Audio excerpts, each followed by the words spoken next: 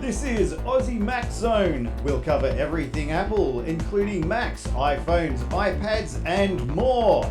All this from an Aussie perspective. Sit back, relax, and insert yourself into the zone. The Aussie Mac Zone. Hello everybody, welcome to show 174 of Aussie Mac Zone. We're lucky enough to have Garth here again tonight, our hero Garth, and my darling wife, who I'm sucking up to as our stand-in producer tonight. So, and we are brought to you by athwebhosting.com.au, which is ad number one video. All right. Something new to try tonight. So don't forget, we've got Australian servers, immediate activation, 99.95% uptime, and auto setup, accepts PayPal as well as other cards, WordPress, Joomla, many more, uses cPanel, and got friendly support and 24/7 ticket support and friendly help when needed. So don't forget athwebhosting.com.au. $5.95 when paid annually. Don't forget the $5.95 when paid annually. $5.95 when paid annually. Sorry, what an idiot. Must be about time you put the prices up, I reckon. Well, he's just updated a whole heap of servers. I know that much. So be interesting to see how they go. Yeah. Very good. By the way, hello, Michael. Yes, how are you? Fantastic, young Garth. Boiling? Hot? Boiling hot, yes. It's still it's only 27 degrees now. That's pretty good. That's all right. And oh man, I'm so impressed. You got Karen in there helping you. That's incredible. That would never happen in my house. I'd be told in no certain terms where to go.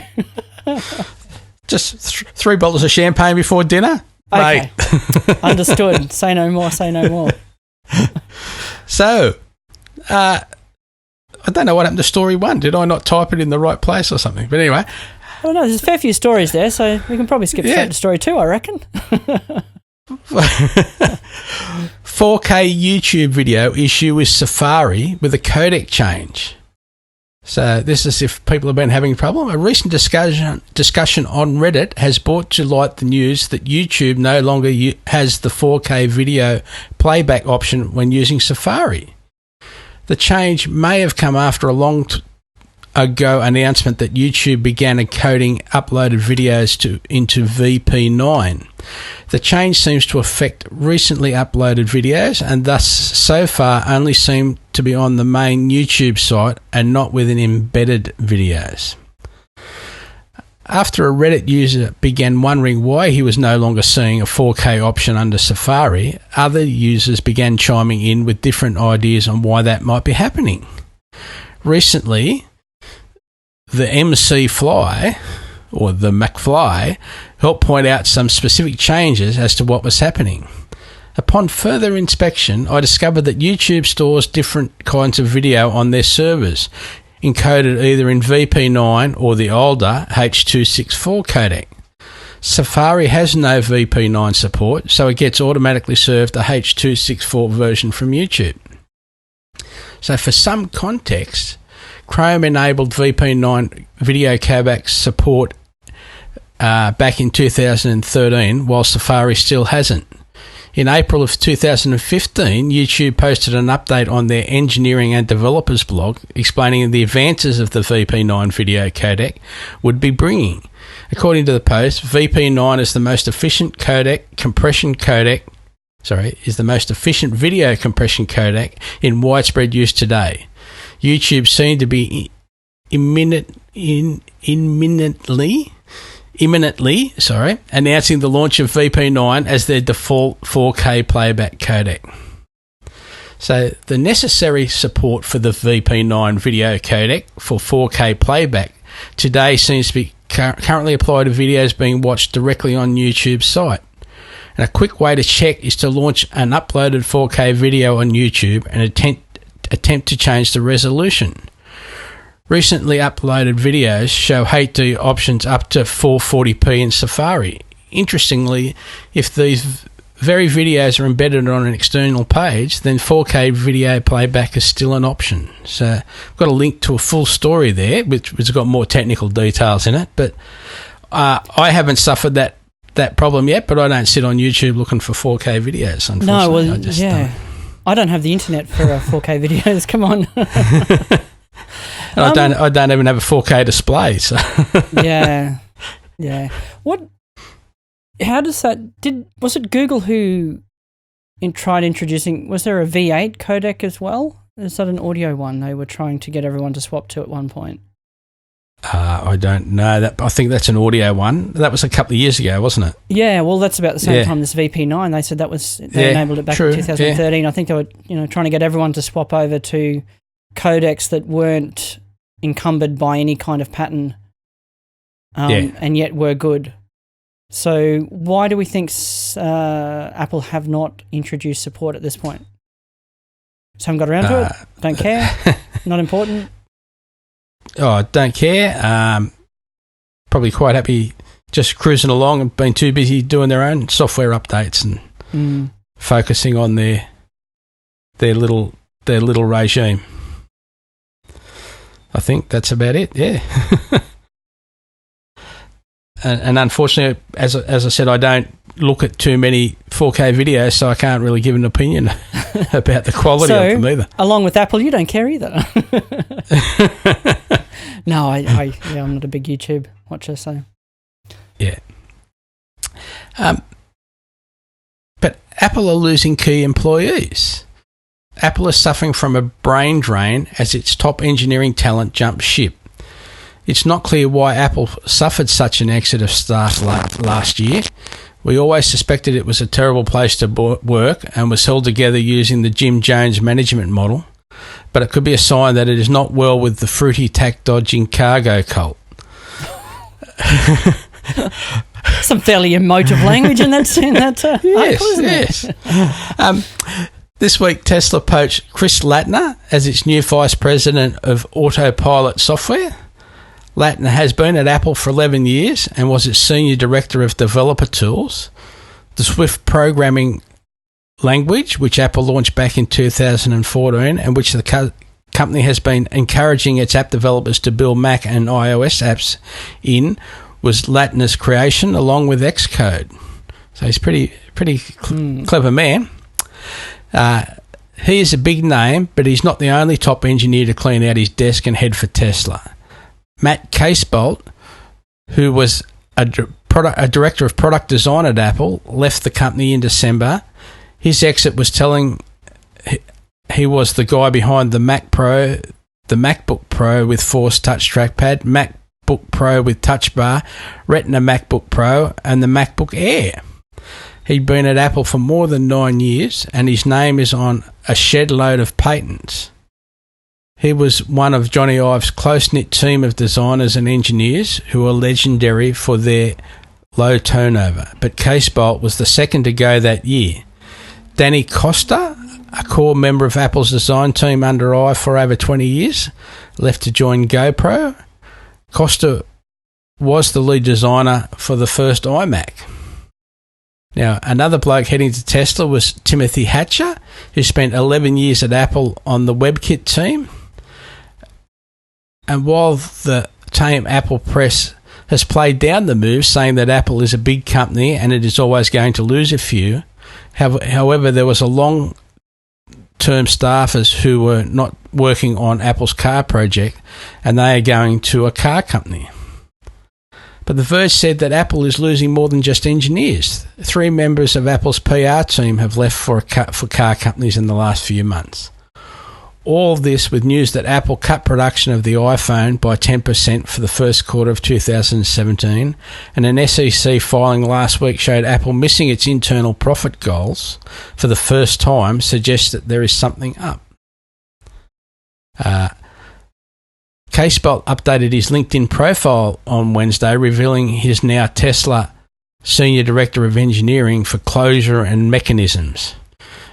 During his time at Apple, Casebolt's name appeared on 52 patents. He led the development of the new MacBook Pro with its controversial touch bar, as well as the redesigned MacBook Pro that debuted a few years ago. So, yeah, there's some pretty big people. And the best part is they're going to Tesla. That's the good bit of news.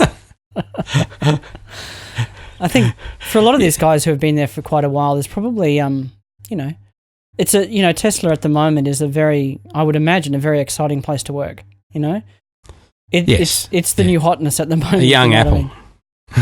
Yeah. Hey? Yeah, and they do a lot of things. They do battery work. They don't only do cars. They do, there's a lot of battery work just involved in the car, let alone keeping the car on the road and the house batteries and...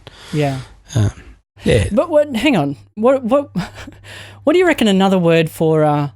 what was it? Senior VP of closures and mechanisms? Yeah. Is that door handles?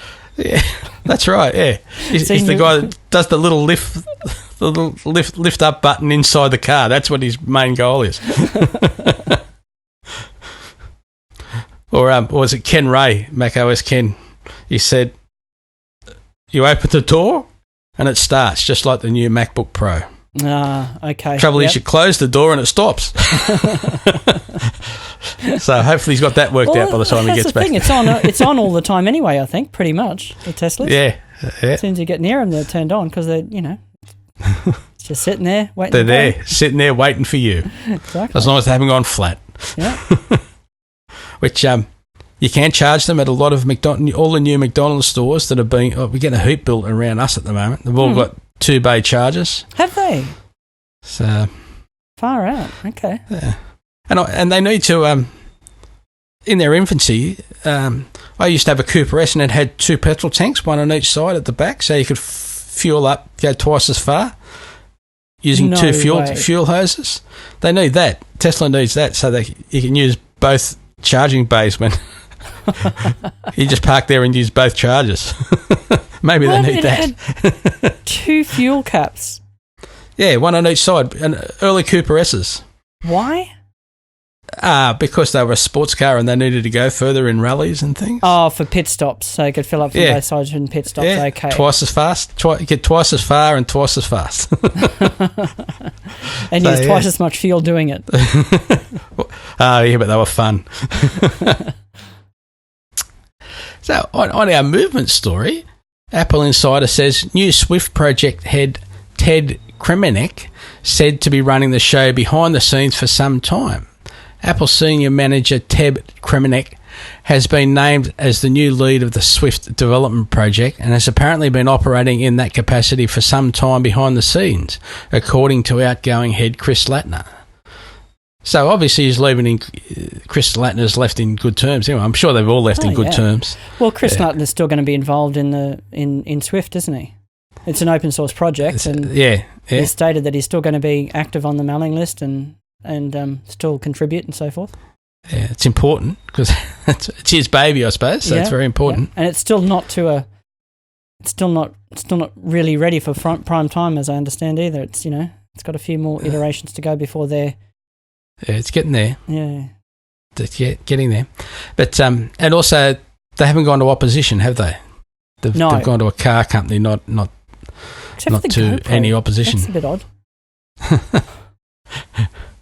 Anyway. So, again, Apple Insider reports WhatsApp backdoor defeats end-to-end encryption, potentially allows Facebook to read messages.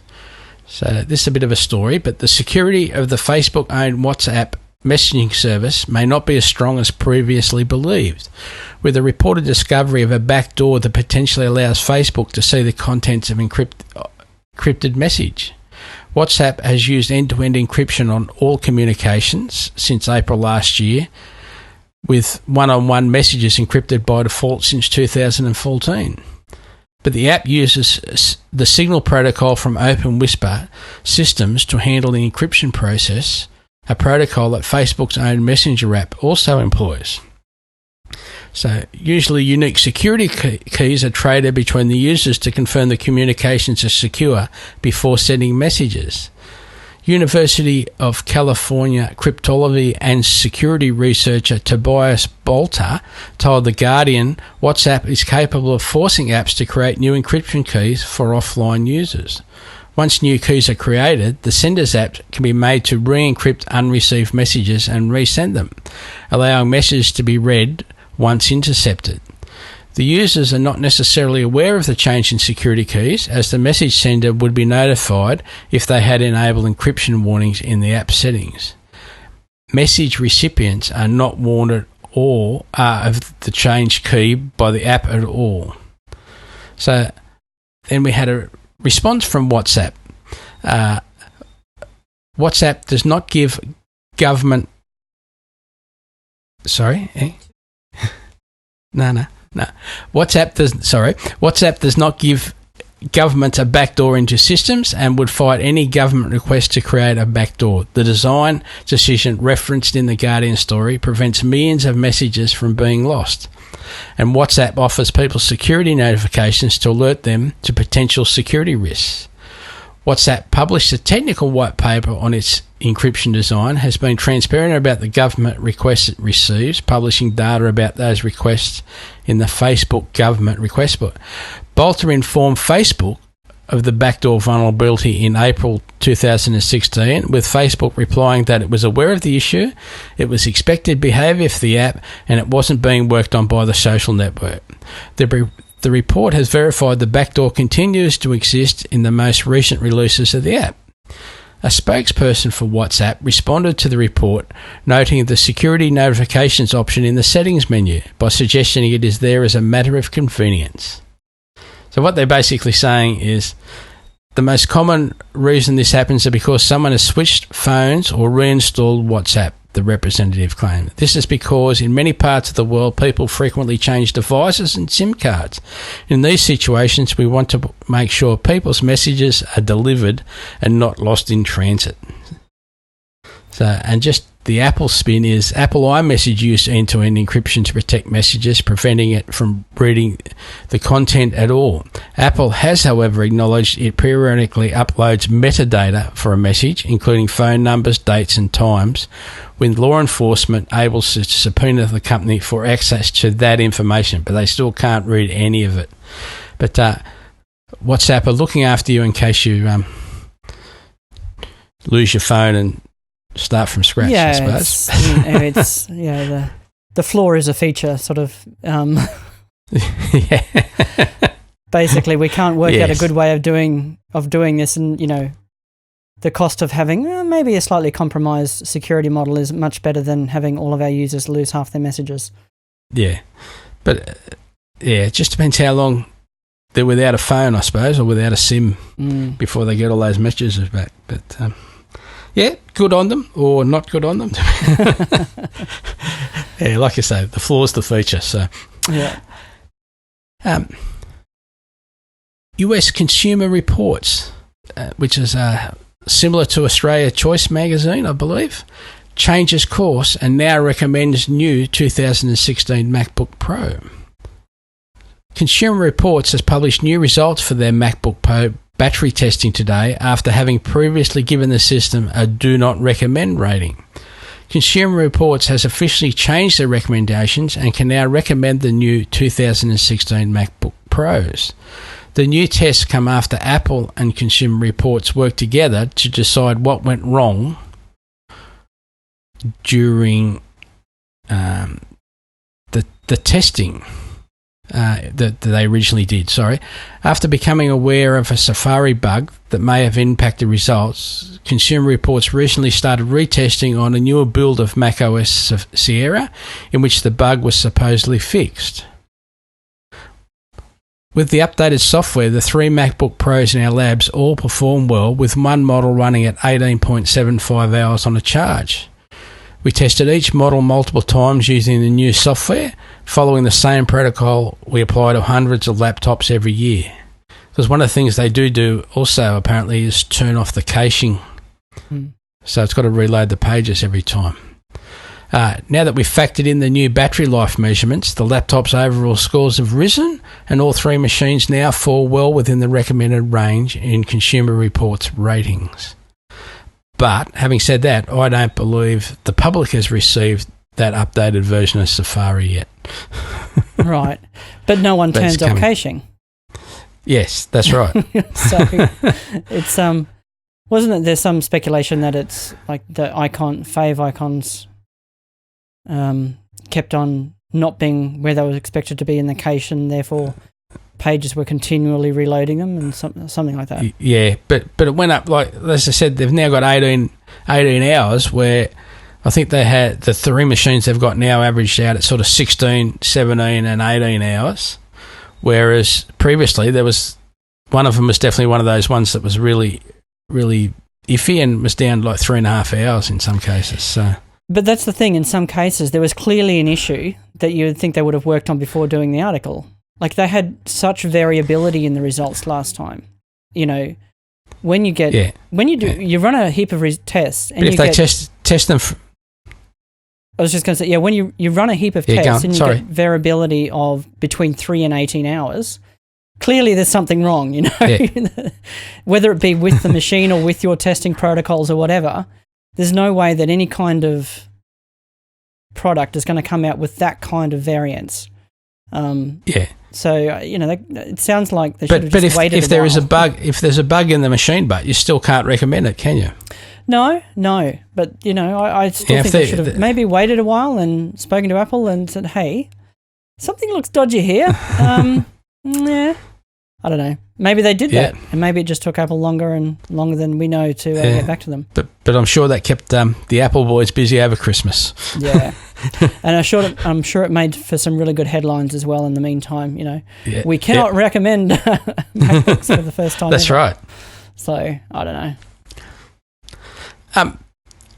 Apple plans to build computers in the US. This is not only the Mac Pros we're talking about, but they won't be for consumers. Apple is planning a new initiative to build new computers in the United States, but they won't be Macs. Instead, as reported by Business Insider, the company is aiming to use its existing facility in Mesa, Arizona, to produce servers and data centers to be used in its other US facilities.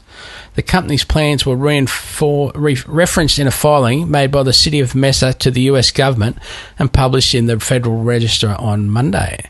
The filing shows Mesa sought approval from the US Foreign Trade Zones Board for Apple to create finished products, including finished server assembly cabinets.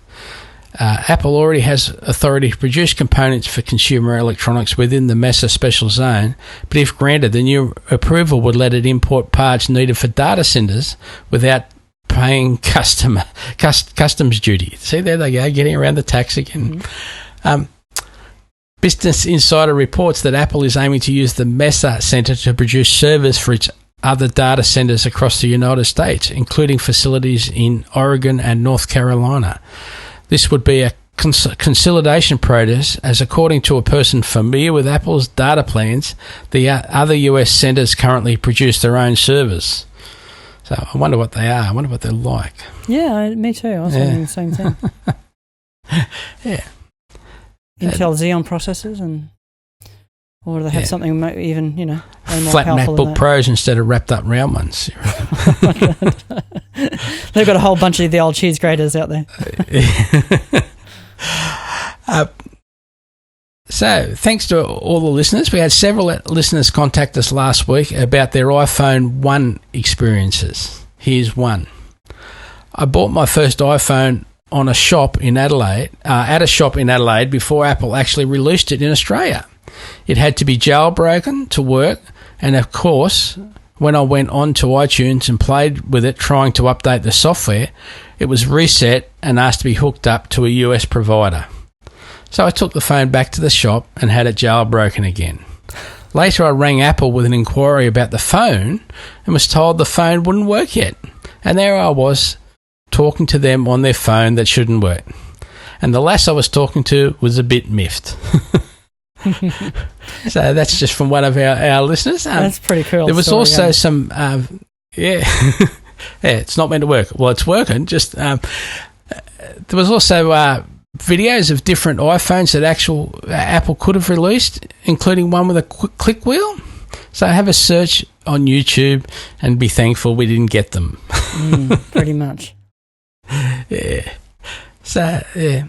Well, the old interfaces on phones in the day, were basically just a straight menu structure. You go up, go down, go left, go right. So the click wheel would have worked perfectly for that.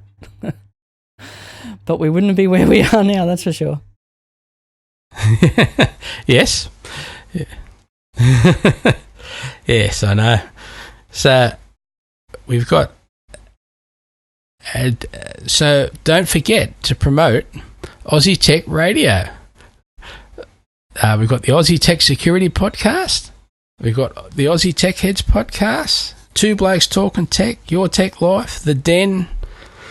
Yeah, there's lots of podcasts there. You might catch us. And it's just a really nice way, 24/7, to listen to Australian and New Zealand news of lots of different descriptions. You'll even get, you'll get the odd movie review in there and things like that. They've even got Android stuff, but, not that I particularly listen to that one. But sometimes you have to change channel or go to the toilet or something, right? Yeah. And some are long, some are short too. Some only go for a few minutes. Yes. Don't forget, Aussie Tech Radio at www.aussietechradio.com, and away you go. It's a shoutcast service. So we've got how-tos. So using QuickTime to do a screen recording. So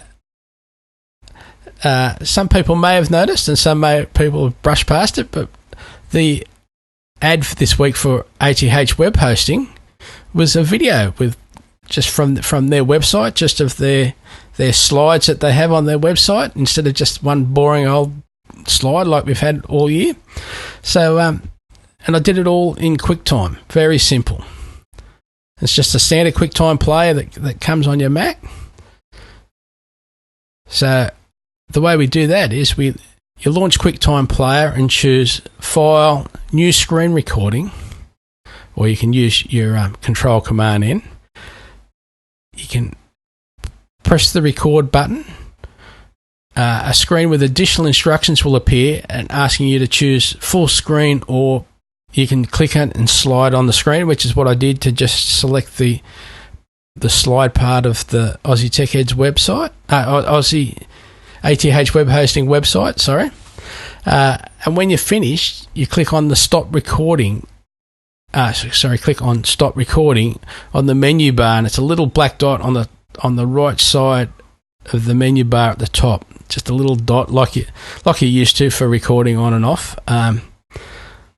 Because I didn't study it enough, it took me a little while to find it. But yeah. Then you had to trim the recording. So and then I just had to trim it, which I still did in QuickTime. I just went, that's where I want to do it. Split the clip, threw it away. Very simple. Very the other good. end, split the clip, throw it away, bang, it's done. Easy as that. Excellent. So yeah, and it's like a 30-second thing. Took me about 5 minutes to do. So yeah, you might want to have a clip that you want to use in one of your home movies. You might want to add a clip to show people what you've been doing. You might be doing it when you're doing a presentation. You just want to have a clip in there. You're not quite sure how to do it. Really simple QuickTime Player. You can also use QuickTime Player now to record from your iPad screen. It just doesn't see what your fingers are doing. It just sees the results.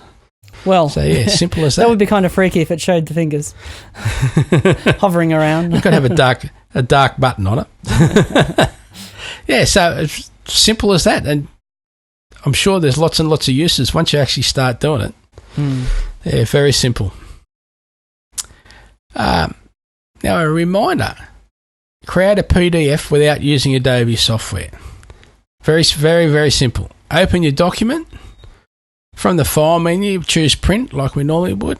And when the print dialog box comes up, down the bottom, there's a PDF button in the bottom left-hand corner. From there, you can choose Save as PDF or send the document as a PDF attachment in an email, which I use hundreds of times a week. So, yeah. Yep. Remember, generally people can't modify PDFs. They can annotate them, but they can't modify them generally. No, they certainly get used a lot in the workplace, don't they? Yes, they do. Yep. Now, while we're on PDFs, you can combine PDFs. So say I have 3 PDFs I'd like to put in one file. So you select all and then open it with preview, and then you drag item 2 in the left-hand column onto item 1, and then you can drag item 3 onto item 1. Item 2 and 3 will still be below a line on the screen, but you'll notice that the wording at the top of the page says 1 document, 3 pages, and two others. Anyway, I can't remember the exact wording, but you can tell what's going on. And then you can throw away document 2 and 3 and save it, and you've now got all 3 in one document. Simple as that. Yep. Yeah, really simple. Just on that, reminds me of that feature. .pdf at the end. Yeah. Sorry. Yeah. Sorry, no, the delay's kicking in, isn't it? Yeah. The feature of combining photos from your photo album into an iBook, saving it out as a PDF, or into an iBook. Yeah. On your iPad. So I know my wife a few times has, get a recipe book and you just take a photo here, take a photo there. I want that one, and then saves them all out. And instead of them being littered through the iPad's photo gallery, it's saved off as a PDF, as an iBook. Yeah. Simple as that. Yeah. See, it's not that hard. Nice little feature. And lots of different uses for it too. So, yeah.